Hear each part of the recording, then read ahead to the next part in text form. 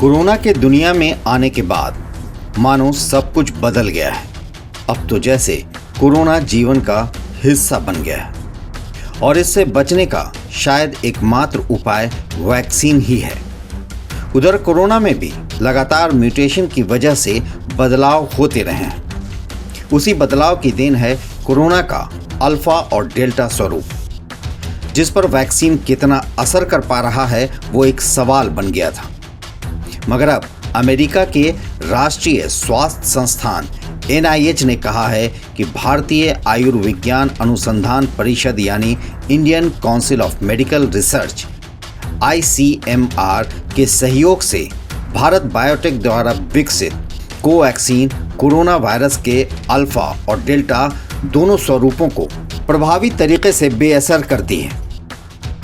NIH ने कहा कि कोवैक्सीन लगवाने वाले लोगों के रक्त सीरम के 2 अध्ययनों के परिणाम बताते हैं कि ये टीका ऐसे एंटीबॉडी विकसित करता है जो SARS-CoV-2 KB.1117 अल्फा और B.1617 डेल्टा स्वरूपों को प्रभावी तरीके से बेअसर करते हैं। ये स्वरूप सबसे पहले ब्रिटेन और फिर भारत में पाए गए थे। शीर्ष अमेरिकी स्वास्थ्य अनुसंधान संस्थान ने कहा कि उसकी वित्तीय मदद से विकसित सहायक औषधियां प्रतिरक्षा क्षमता और टीके की प्रभावशीलता को बढ़ाने के लिए उसके हिस्से के रूप में तैयार की जाती हैं। NIH ने बताया कि कोवैक्सीन में SARS-CoV-2 के एक अक्षम रूप को शामिल किया गया है जो अपनी कॉपी नहीं बना सकता, लेकिन वायरस के खिलाफ एंटीबॉडी बनाने के लिए प्रतिरक्षा प्रणाली को सक्रिय करता रहा है। उसने कहा कि टीके के दूसरे चरण के परीक्षण के प्रकाशित परिणाम बताते हैं कि यह सुरक्षित है।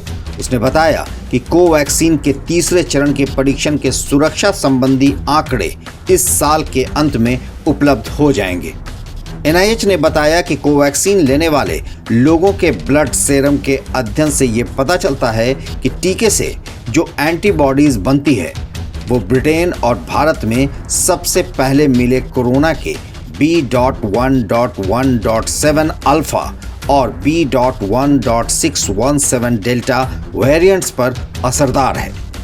बता दें कि इससे पहले अमेरिका के infection disease expert doctor Anthony Fauci भी कई बार कोवैक्सीन की तारीफ कर चुके हैं। इसी साल फॉची ने कहा था कि भारत में बनी कोवैक्सीन कोरोना के 617 वेरिएंट्स को खत्म करने में सक्षम है।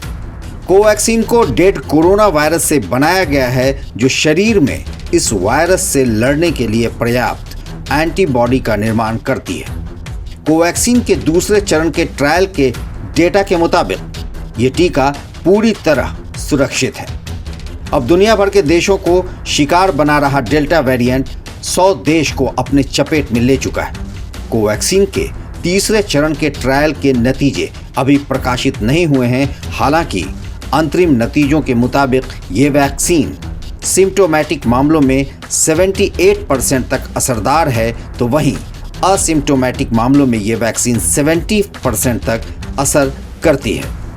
इसके अलावा कोरोना के गंभीर मामलों में भी कोवैक्सीन अच्छे से कारगर है। इस तरह अमेरिका ने भी ये मान लिया है कि भारत में बनी कोवैक्सीन असरदार है डेल्टा वेरिएंट पर भी। बिहार इन शॉर्ट की डेस्क रिपोर्ट। धन्यवाद।